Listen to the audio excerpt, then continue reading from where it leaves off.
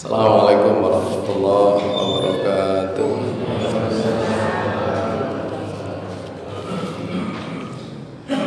Alhamdulillah, wassalatu wassalamu ala rasulillah wa ala alihi wa ashabihi wa mawala. La hawla wa la quwwata illa billah. Rabbi israh li sadri wa yassir li amri wa hlul 'uqdatam min lisani yafqahu qawli. Amma ba'd, qala Allah ta'ala fil Qur'anil Karim, a'udzu billahi as-sami'il 'alim minasy syaithanir rajim.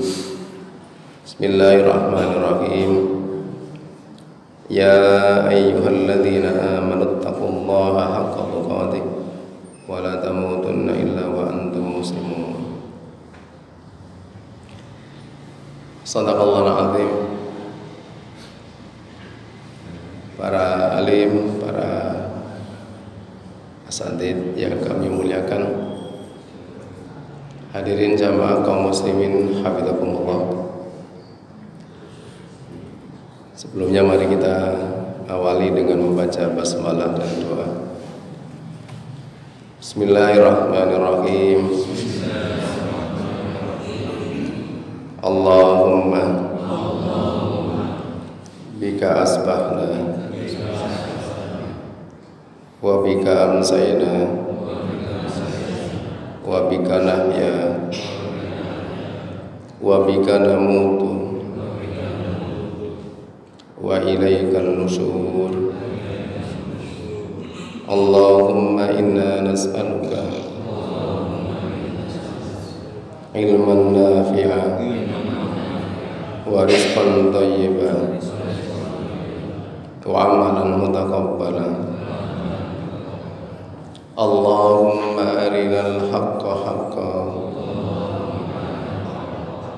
warzuqna ittiba'ah wa arinal batila batila warzuqna ijtinabah. Walhamdulillahi rabbil alamin. Hadirin kaum muslimin rahimakumullah.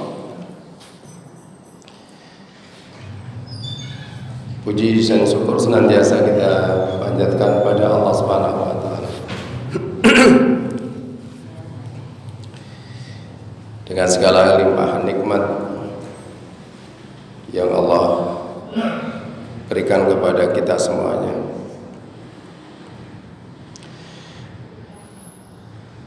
Dan mudah-mudahan kita diberikan kekuatan,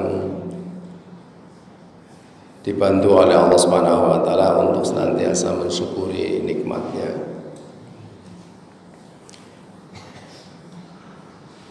Atau mampu mensikapi segala sesuatu dengan sikap yang baik sesuai dengan keadaan yang ada. Karena sesungguhnya Islam tidak pernah mewajibkan setiap umat harus berada pada sebuah kondisi yang diinginkan dan itu ada pada orang lain. Tapi Islam memberikan sebuah dorongan agar setiap mukmin itu mampu merespon baik pada setiap keadaan apapun. Islam tidak mewajibkan kita jadi orang yang kaya. Islam juga tidak menistakan orang-orang yang tidak kaya. Tapi Islam memberikan dorongan agar setiap mukmin yang mendapatkan keadaan apapun, dia mampu merespon dengan respon yang baik. Jika dia kaya, dia bersyukur dan menjadikan sebagai peluang amal soleh. Kalaupun Allah tidak memberikan kekayaan yang banyak, maka mudah-mudahan kita juga mampu menghadirkan respon baik dengan bersabar dan berhusnudzon kepada Allah Subhanahu wa taala. Salawat dan salam semoga Allah limpahkan pada uswatun hasanah Rasulullah sallallahu alaihi wasallam. keluarga, sahabat dan para pengikutnya yang istiqomah ila yaumil akhir. Hadirin kaum muslimin hafizakumullah. Insyaallah kita akan melanjutkan kembali kalimat-kalimat yang disampaikan oleh Allah Subhanahu wa taala khususnya di dalam surat Al-Mudaththir. Pada pertemuan sebelumnya kita sampai pada ayat yang kedua. Ketika Allah Subhanahu wa taala mengatakan ya ayyuhal mudaththir kum fa'anzir. Maka insyaallah kita akan memasuki ayat yang berikutnya, yaitu ayat yang ketiga. Allah mengatakan a'udzubillahi minasyaitonir rajim. Wa rabbaka fakabbir. Dan Tuhanmu agungkanlah. Hadirin rahimakumullah. Ini menjadi satu prinsip awal dalam setiap apapun yang akan kita lakukan, setiap apa yang akan kita perbuat, sampai pada tujuan akhir yang ingin kita capai adalah semata-mata ingin mengagungkan nama Allah. Tidak ada sebuah harapan melebihi kebesaran nama Allah Subhanahu wa taala yang itu menjadi semangat bagi kaum muslimin dalam ibadah yang dilakukan. Hadirin rahimakumullah. Salah satu di antara kalimat yang disampaikan oleh Allah Subhanahu wa taala ketika seseorang kemudian mengambil bagian ingin menyeru kepada Allah, ingin mengajak manusia kembali kepada syariatnya, dan itu merupakan sebuah gambaran kualitas manusia terbaik, maka Allah Subhanahu wa taala kemudian mengatakan di dalam surat Ali Imran ayat 110, Allah Subhanahu wa taala berfirman, a'udzubillahi minasyaitonir rajim. Kuntum khaira ummatin ukhrijat lin-nasi ta'muruna bil ma'rufi wa tanhauna 'anil munkar wa tu'minuna billah. Kamu adalah umat terbaik yang Allah hadirkan untuk mengeluarkan manusia. Ukhrijat lin-nasi ta'muruna bil ma'ruf, dengan cara mengajak mereka kepada kebaikan dan mencegah mereka dari kemungkaran.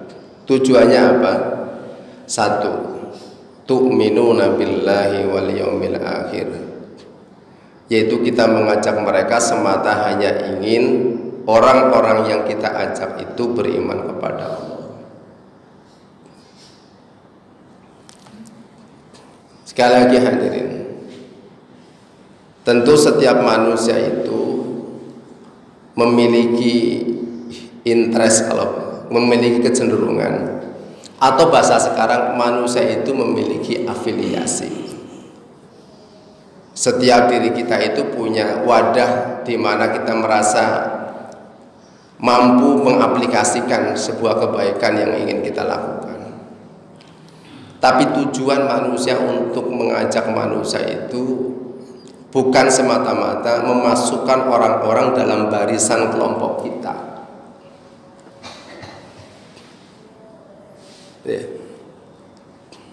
Jadi itu yang perlu diingat. Tujuan kita untuk mengajak manusia itu adalah yang terpenting, target satu, dia itu kembali kepada Allah.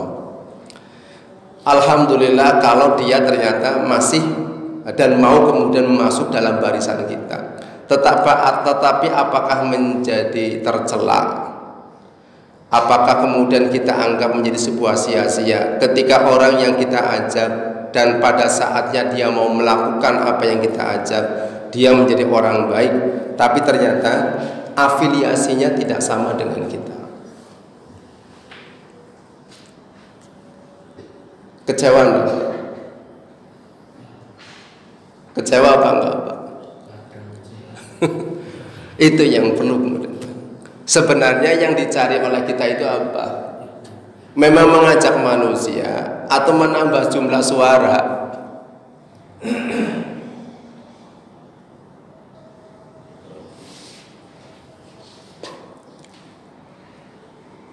Sederhana saja hadirin.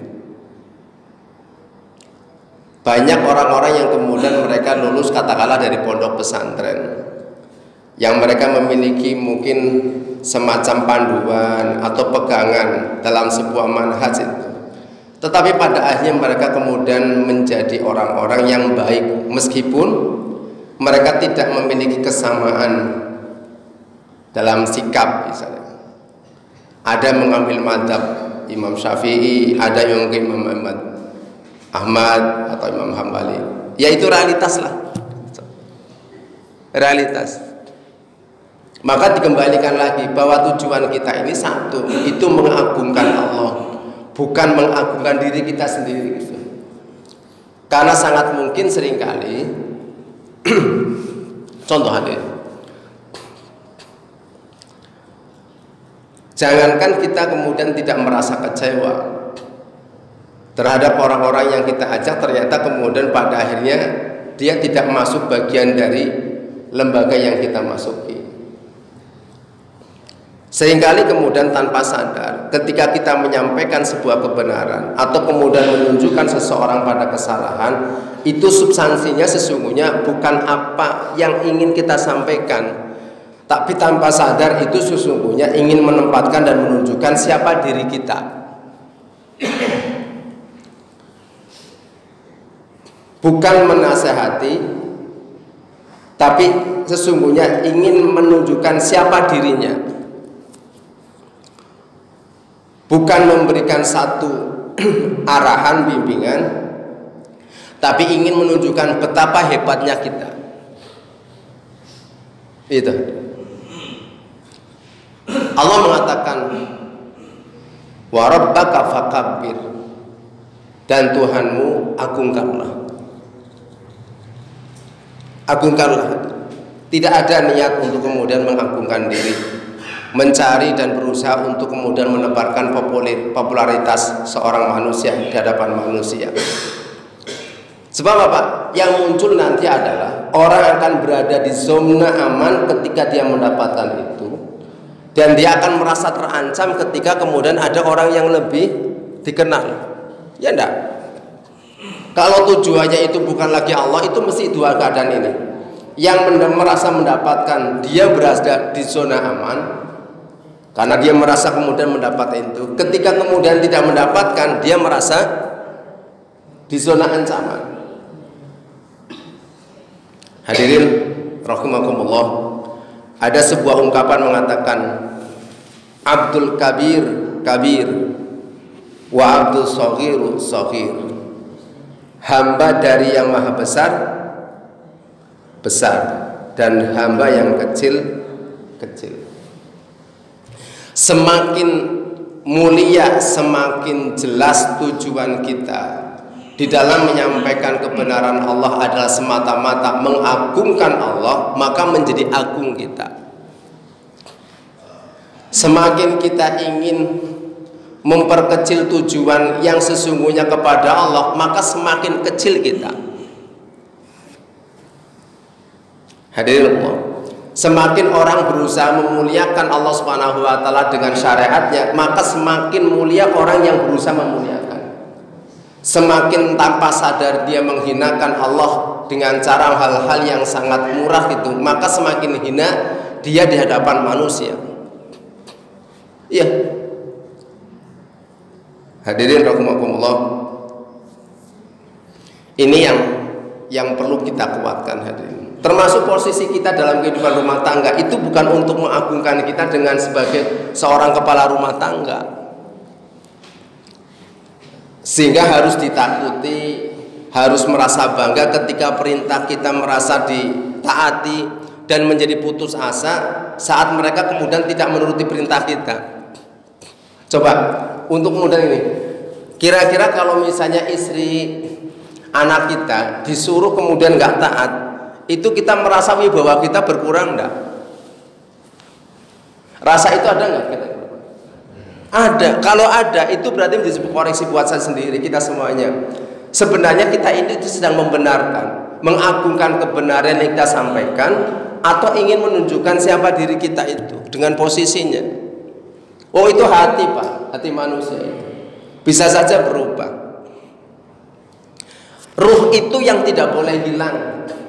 Semua hadirin, karena tidak semuanya kemudian setiap arahan dan apa yang kita sampaikan itu kemudian mendapatkan sambutan baik. Tetapi disitulah kemudian saat manusia memang kemudian memiliki tujuannya mulia, hanya ingin mengagungkan Allah, maka respon negatif pun dia akan sikapi dengan kebaikan. Gampang apa susah ya, Pak?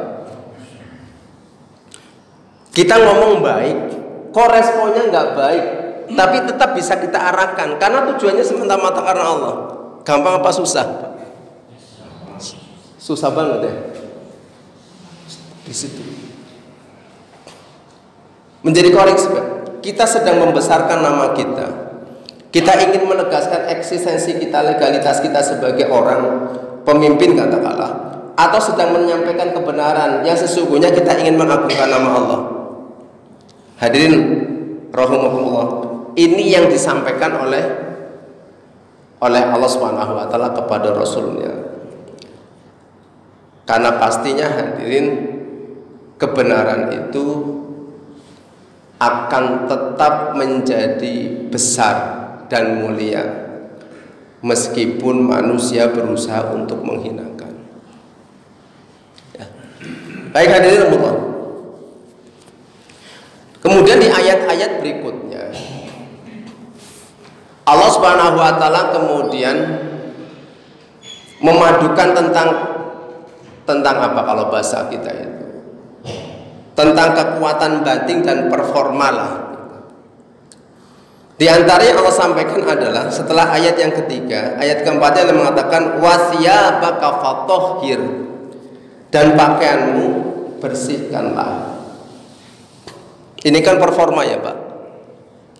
Ini performa kan, penampilan, Pak. Untuk apa? Agar nilai kebenaran yang akan kita tawarkan kepada manusia itu paling tidak dengan penampilan secara fisik itu memberikan dorongan, kesemangatan orang untuk kemudian merespon.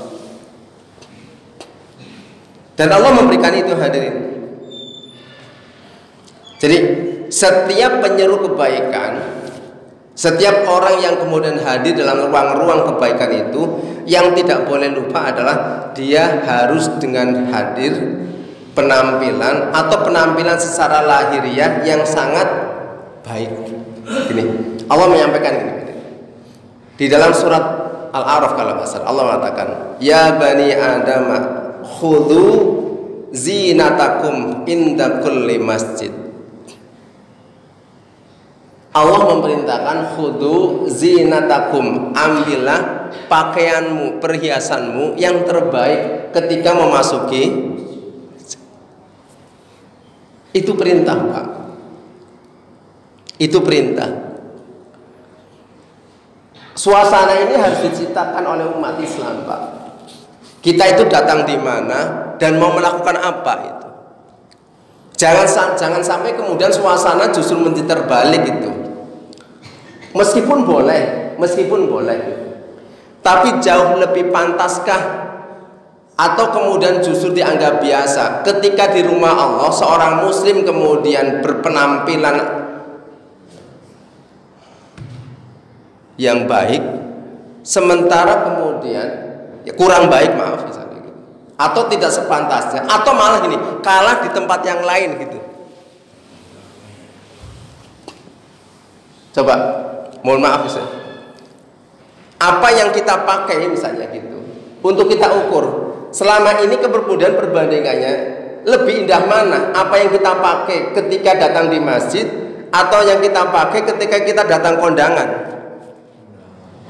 Coba, Pak, itu Udah saya nggak mengatakan apa-apa lah. Untuk kita ukur lah, selama ini penampilan kita lebih indah mana, Pak? Lebih meyakinkan mana? Mana yang kita pakai, Pak? Betul, memang sahnya sah, Pak, gitu. Tapi dalam urusan apa kemudian saat kita datang ke masjid, kemudian saat kita mendatangi undangan, atau kemudian acara apa saja lah. Bukan berarti kemudian di luar aktivitas masjid kita tidak boleh menampilkan itu.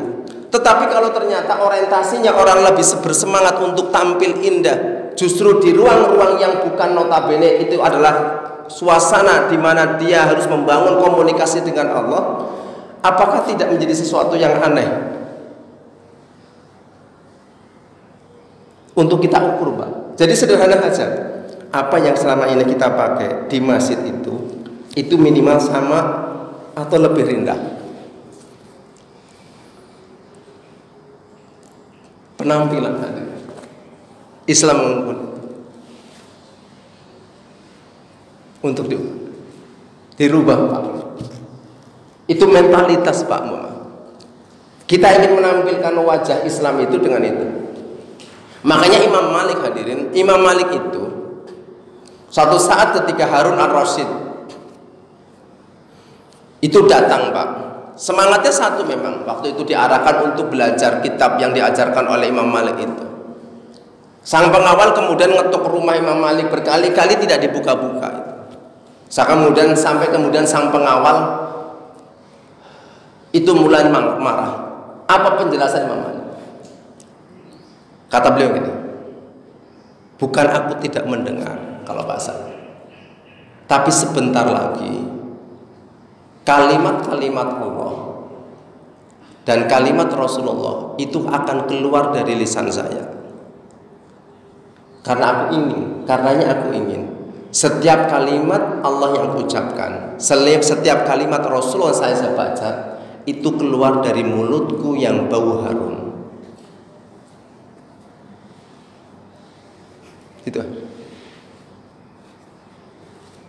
Itu yang dilakukan, Pak. Jadi salah satu upaya untuk menyempurnakan itu penampilan lahiriah gitu. Mohon maaf kan gitu. Apalagi kan kalau misalnya sudah urusan ini katanya sekarang kesehatan, itu faktornya kan di sini, Pak. Ya kan?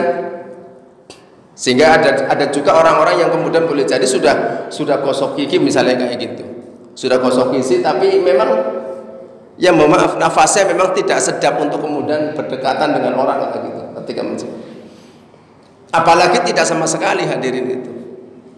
Coba panjenengan, mohon maaf, panjenengan akan baru merasa itu, misalnya gitu, baru merasa, misalnya berada di sebuah kumpulan, misalnya suatu saat kemudian karena sebuah kondisi misalnya, orang bangun tidur terus tidur bareng gitu.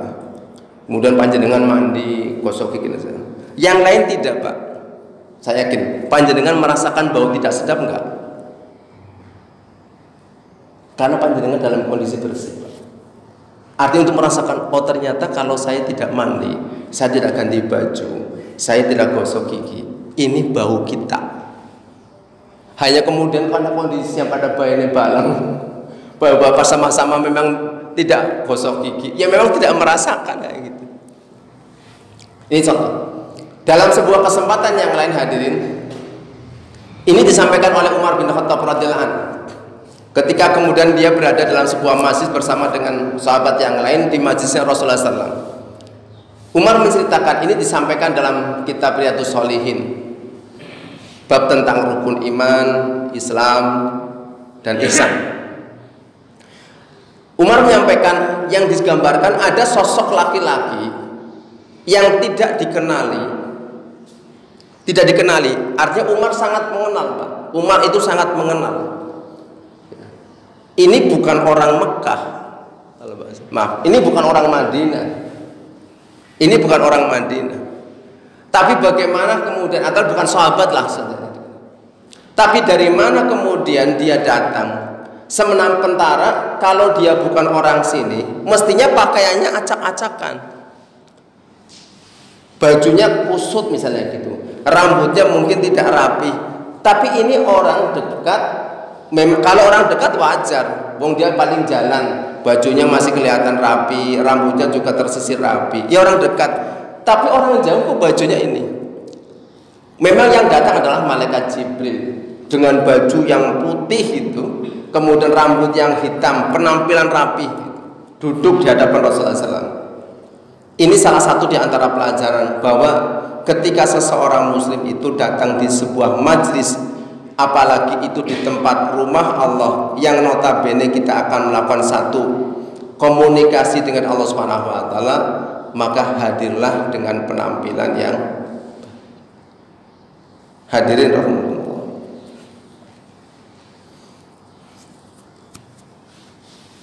Bahkan orang-orang Arab hadirin, orang-orang Arab itu mereka memiliki ungkapan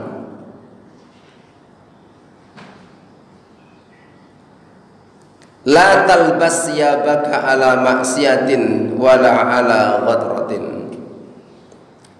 Jangan baju kalian itu, jangan pakai baju kalian yang telah kalian lakukan atas maksiat dan pengkhianatan. Salah satu di antara hadirin rahimakumullah, di antara pemahaman orang-orang jahiliyah, mengapa mempersyaratkan, ini masih ketika hukum jahiliyah Pak, mengapa orang-orang jahiliyah itu mempersyaratkan siapapun yang ingin tawaf, ingin berhaji, mereka harus membeli baju kain dari mereka. Alasannya apa? Karena baju yang dipakai oleh orang itu sebelumnya itu sudah pernah digunakan untuk bermaksiat, sehingga harus dengan membeli kain yang masih bersih. Itu sebenarnya itu ruhnya Pak. Cuman menjadi salahnya adalah ketika mereka yang tidak mampu nggak beli, itu kemudian disuruh tawafnya dengan cara telanjang. Salahnya di situ. Tapi semangat kenapa kemudian memaksakan orang harus tahu, harus beli kain itu satu, karena menganggap bahwa pakaian yang kamu pakai itu kan sudah pernah berbuat untuk dosa. Sama lah, mohon maaf, misalnya gini, pernah enggak kita baju yang kemudian kita yakin, mana baju yang kita yakini yang masih terjaga, baju itu tidak pernah kita gunakan untuk bermaksiat kepada Allah. Kira-kira ingat nggak Pak baju yang mana?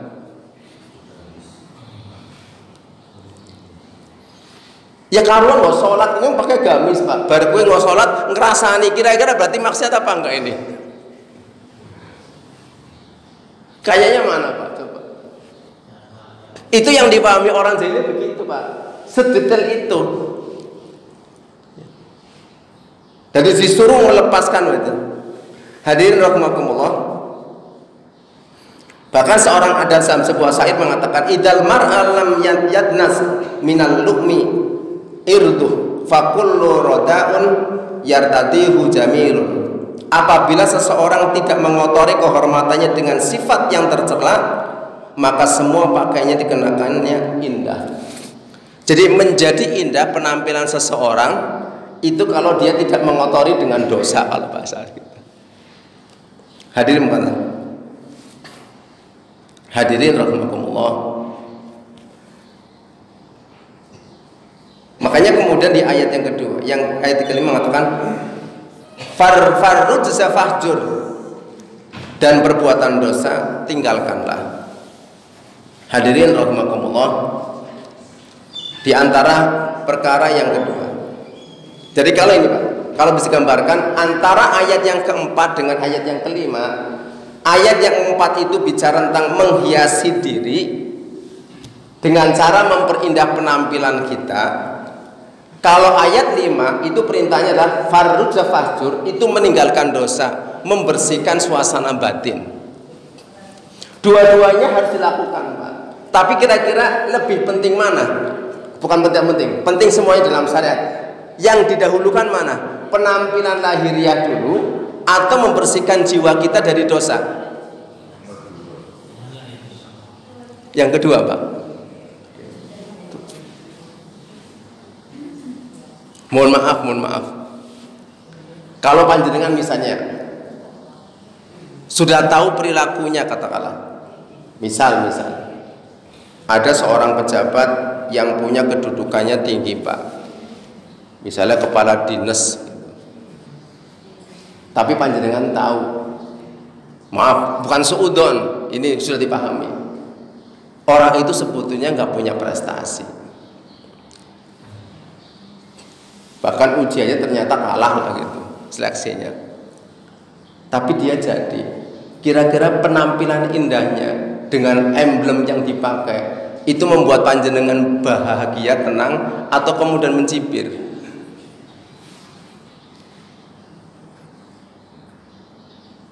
Penampilan indah itu ternyata nggak ada apa-apanya Pak, ketika kemudian ternyata sang pemakai itu rusak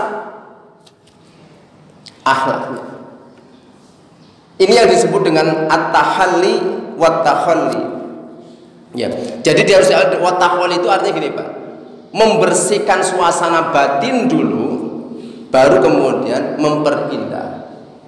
Bukan berarti harus bertahap seperti itu, tetapi semakin orang berusaha untuk memperbaiki hatinya dengan meninggalkan hal-hal yang dilarang oleh Allah Subhanahu wa taala, maka kalaupun dia menggunakan pakaian sederhana apapun itu nampak indah. Hadirin, contoh ini. Ini indah pentingnya Rasulullah segini Pak. Orang senyum itu penampilan lahir apa penampilan batin Pak? Saya tanya dulu. Orang senyum itu penampilan lahir apa penampilan batin? Lahir. Lahir apa batin?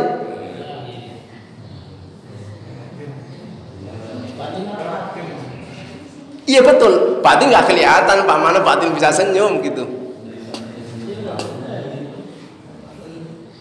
Coba Pak. Oke, kita lebih spesifik.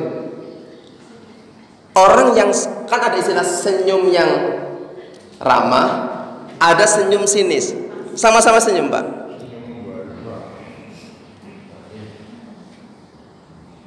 Gitu. Bukankah Rasul mengatakan gini Pak? Ini kalimat Rasulullah. La tahkiranna minal ma'rufin walau antalqa akhaka biwajhin toliq. Janganlah kalian meremehkan kebaikan sekecil apapun yang kalian anggap ringan. Apa sih kebaikan itu? Walau antalqa akhaka biwajhin toliq. Meskipun saat engkau bertemu dengan saudaramu itu dengan wajah senyum Pak. Coba. Kata Rasulullah, Rasul mendorong orang beriman itu jangan meremehkan kebaikan apapun, meskipun kebaikan itu bentuknya adalah saat engkau bertemu dengan saudaramu, engkau tampilkan wajahmu yang senyum itu. Itu kualitas dari lahiriah. Apa kualitas dari batin?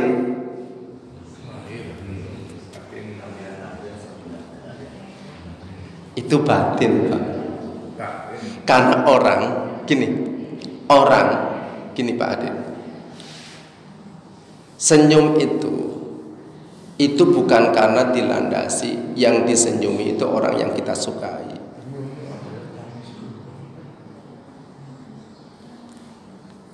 Iya kan Pak? Kita ini senyum harusnya kepada semua orang atau kepada orang yang kita sukai saja? Semua orang. Iya, ya senyum yang salah itu adalah ketika dia nggak punya lawan, memang itu jelas. Makanya harus mengatakan tabassumuka fi wajhika akhika sadaqah. Tabassumuka fi wajhi akhika sadaqah. Senyummu terhadap saudaramu itu sedekah. Senyummu terhadap saudaramu itu sedekah.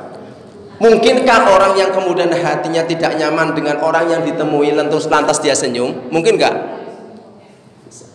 Tapi itu harus dilakukan Pak. Dan itu cerminan gitu, cerminan. Makanya Abdullah bin Salam, salah satu di antara pendeta orang Yahudi yang sudah memasuki lebih dahulu Madinah, itu sederhana banget Pak. Menurut kita sederhana banget itu.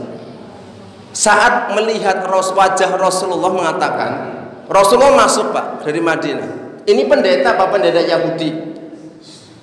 Yang Rasulullah sampai berandai-andai, andai saja 10 pendeta pemuka agama orang Yahudi itu masuk Islam, maka seakan-akan mudah bagi manusia untuk masuk Islam. Makanya panjenengan bisa melihat populasi orang Yahudi masuk Islam dengan Nasrani itu sangat jauh lebih mudah orang Nasrani mendapatkan hidayah. Itu Rasul berandai-andai. Tapi Abdullah bin Salam itu masuk Islam itu kepada Rasulullah hanya lihat apa? Bukan didakwahi, Pak. Hanya lihat wajah Rasulullah SAW, mengatakan ini wajah bukan wajah pendusta. Coba hadirin, kalau ada orang masuk Islam, Abdullah bin Salam itu pendeta, Pak, Yahudi, yang mungkin ukuran kita sulit untuk masuk Islam. Tapi bagaimana kemudian dia bisa masuk Islam hanya melihat wajah Rasulullah, mengatakan ini bukan wajah pendusta. Itu kira-kira kekuatan apa hadirin yang terpancar pada wajah Rasulullah? Kekuatan batin.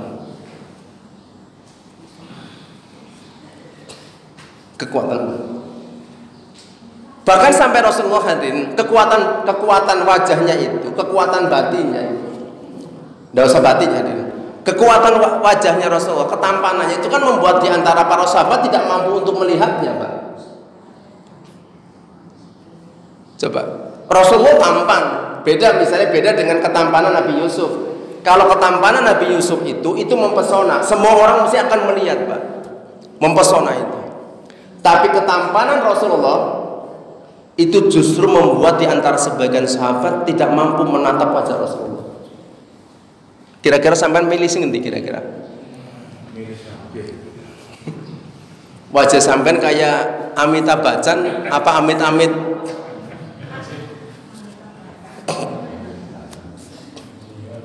Hadirin Allah. Dua hal ini yang kemudian Allah sampaikan.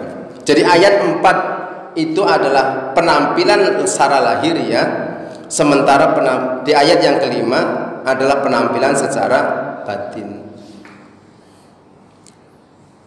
Kesimpulannya, saat kita ingin memperindah penampilan, maka harus diiringi dan diawali dengan penampilan batin. Semakin indah batin seseorang, maka semakin indah apa yang ditampilkan dari wajahnya. Hebat. Panjenengan maaf, pernah mungkin atau juga pernah merasakan orang kok ketemu diem, dia sombong sama kita atau lagi ada masalah. Orang kenal gitu, ketemu papasan kok diem gitu. Pernah enggak? Pernah. Itu lagi orang itu marah sama kita? Enggak. Orang itu enggak marah sama kita. Tapi kenapa enggak senyum? Karena ada yang sedang dipikirkan. Jadi suasana batin itu tercermin mudah itu di bahasa kita. Makanya Islam memberikan satu konsep, Pak. Senyum. Nah, sekarang ada istilah 5S gitu ya. Walaupun hanya untuk anak-anak gitu. Senyum gitu. Ketemu pasangan hidupnya senyum. Karo HP mana? Hadir.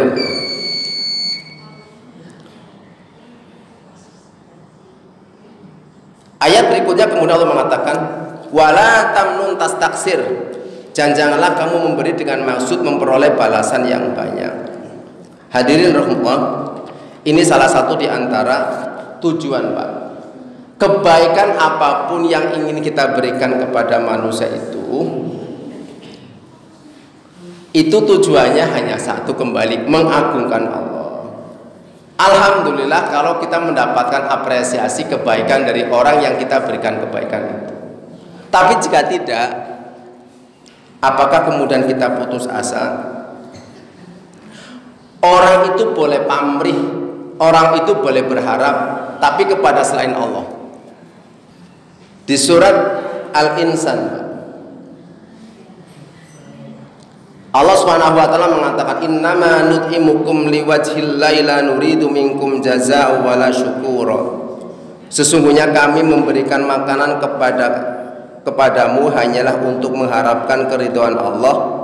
Kami tidak menghendaki balasan dan kami tidak pula ingin mendapatkan ucapan terima kasih. Coba hadirin, panjenengan satu saat berbuat baik, Jangankan balasan, Pak. Jangankan gentenan, ngucapkan terima kasih be ora, Pak. Itu kira-kira panjenengan akan ngasih lagi enggak? Coba. Itu Allah sampaikan, Pak. Dalam urusan ngasih makan gitu. Misal ya, mohon maaf ya. Ini kan urusannya ngasih makan, Pak. Ngasih makan itu. Allah mengatakan, wa yut'imuna at'ama 'ala hubbihi miskinan wa yatiman wa asira. Ialah orang-orang yang kemudian memberikan makanan yang dia sukai kepada orang miskin, orang yatim, dan tawanan. Mohon maaf, kalau bahasa kita mungkin narapidana, Pak. Itu kira-kira kalau ngasih makanan mereka kepada mereka, itu makanan yang enak apa enggak itu? Itu satu dulu.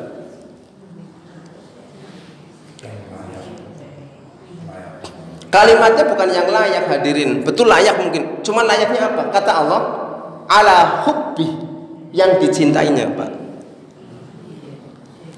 Makanya kan mohon maaf nih, seburuk-buruk makanan itu makanan walimah. Coba Pak, sampean biasa walimah ya, pernah walimah kan? Yaitu walimah yang ketika dia adakan itu yang diundang hanya orang-orang kaya, sementara orang miskin tidak diundang. Hati-hati Pak, mohon maaf.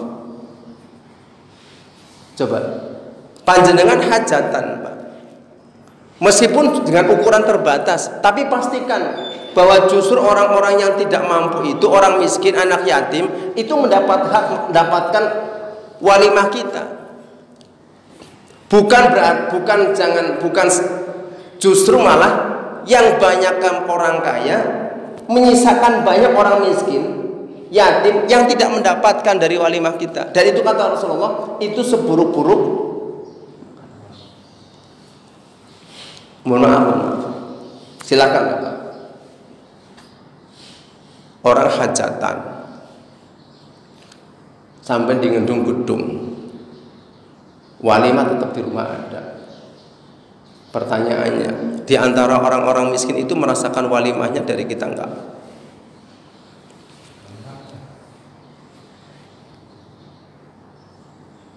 Jadi kalau walimah itu yang diundang bukan hanya karena berpotensi datang, Pak. Misalnya ada ibu janda,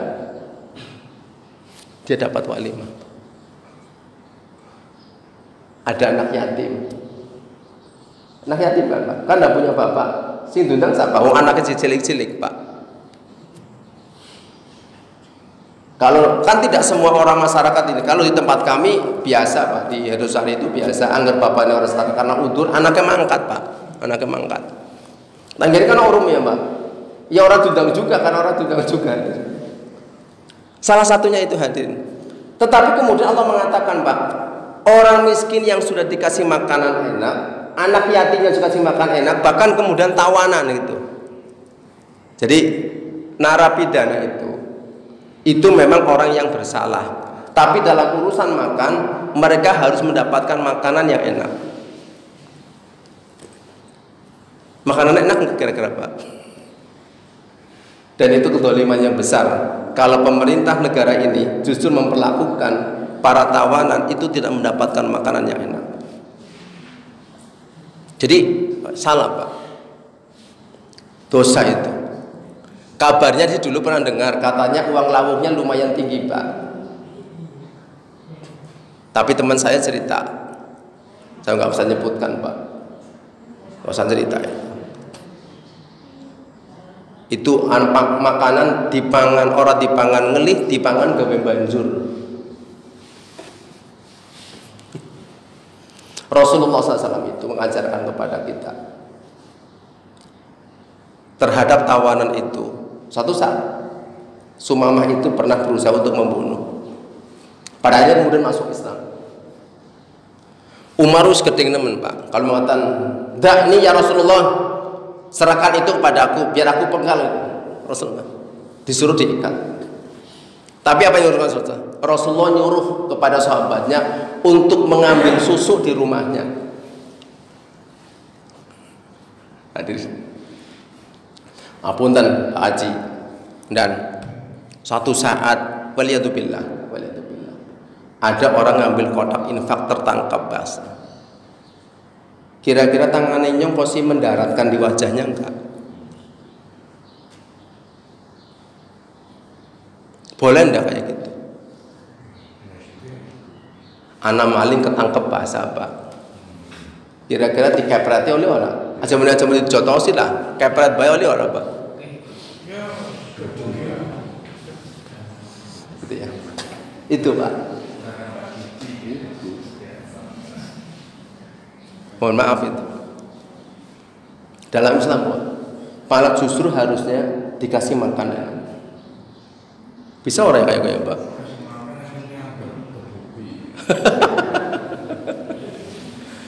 Itu syariat, Pak.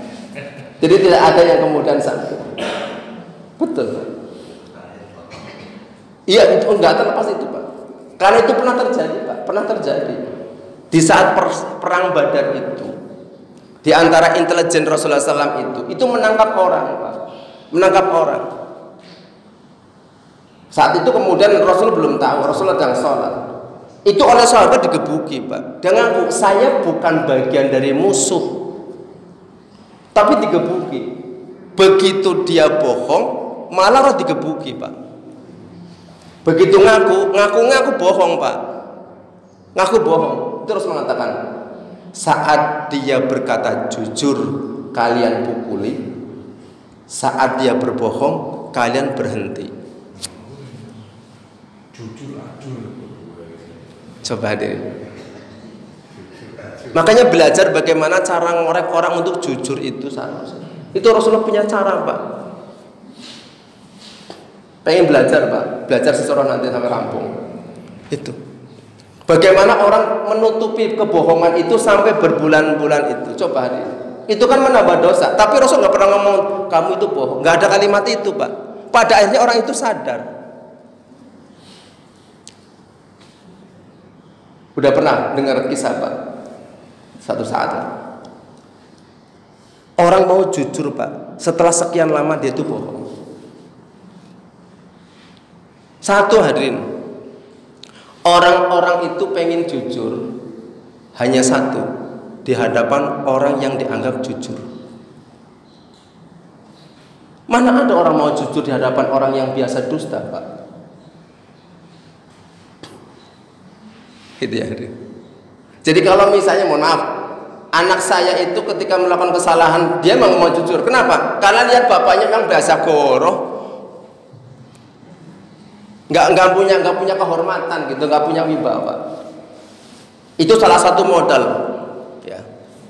Hadirin Allah mengatakan wala tamnun tastaksir.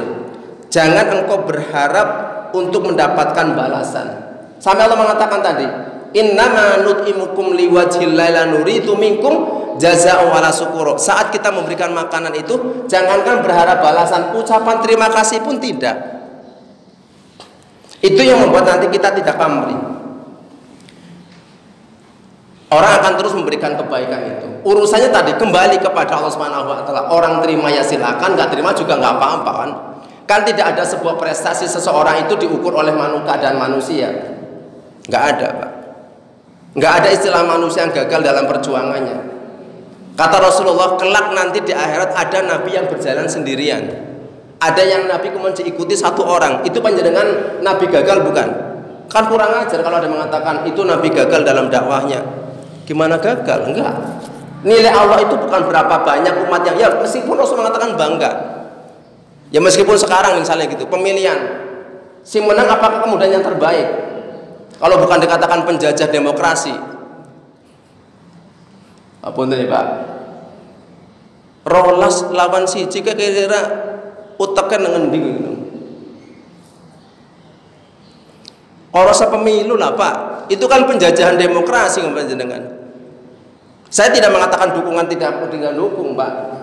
Realitasnya gimana? Ini sedang memperjuangkan apa? Memperjuangkan kualitas kepemimpinan atau memperjuangkan kemenangan? Sudah. Kan orang utek, orang pemilu aklamasi baik setiap desa. Ya enggak? Masalah saya sampaikan enggak apa-apa. Ini penjajahan demokrasi itu. Orang menganggap bahwa harus memperjuangkan kemenangan, Pak. Kaya-kayanya nggak ada orang yang punya kualitas. Maaf ya, sekali ini penjajahan demokrasi. Orang bisa mengerubung pada satu potensi yang kemudian dia menang. Seakan-akan nggak ada orang baik lagi yang siap. Ya kan, Pak? Yang siapa? Coba, Pak. Kalau di perang itu karuan melawan orang kafir. Makanya bilang orasa pemilu lah, aklamasi aja. Setiap desa gampang ngitungnya ya, Pak ya. Setiap RT kayak ngadeg melundi kayak gitu. Biayanya hemat gitu. Hadirin rahimakumullah. Yang terakhir saya sampaikan, wali rabbika fasbir, dan kepada Tuhanmu dan untuk Tuhanmu bersabarlah. Pasti hadirin dalam memperjuangkan kebenaran itu tidak selamanya kemudian bertabur dengan sambutan dan kebaikan. Pasti di dalamnya ada hambatan dan rintangan. Karenanya tadi, karena tujuannya karena Allah, maka itu menjadi imunitas. Sekaligus orang harus tahu bahwa tujuan akhirnya adalah Allah hanya melihat kepada hambanya seberapa upaya dalam menyampaikan kebenaran, bukan seberapa banyak orang kemudian mendapatkan hidayah. Hadirin, yang terpenting kita itu adalah yang disampaikan itu kebenaran atau kebohongan. Meskipun orang itu diajak mau, tapi isinya adalah kebohongan, itu bukan prestasi. Dan tidak gagal orang yang belum mencapai sebuah tujuan ketika itu memang bukan menjadi wilayah kekuasaannya. Apa? Hati manusia itu bukan dalam genggaman kita. Hadirin, mungkin itu yang kami sampaikan menjadi sebuah landasan dalam kehidupan kita, yaitu menjadi landasan buat Rasulullah ketika beliau harus menyampaikan dakwah kepada masyarakat, khususnya masyarakat Quraisy. Wallahu a'lam bishawab. Demikian hadirin yang kami sampaikan. Mohon maaf kalau ada kekurangan. Kebenaran mutlak dari Allah Subhanahu wa taala. Kita akhiri dengan hamdalah. Alhamdulillahirabbil alamin. Astagfirullah, astagfirullah, astagfirullah. Subhanakallahumma bihamdika asyhadu an la ilaha illa anta astaghfiruka wa atubu ilaik. Assalamualaikum warahmatullahi wabarakatuh.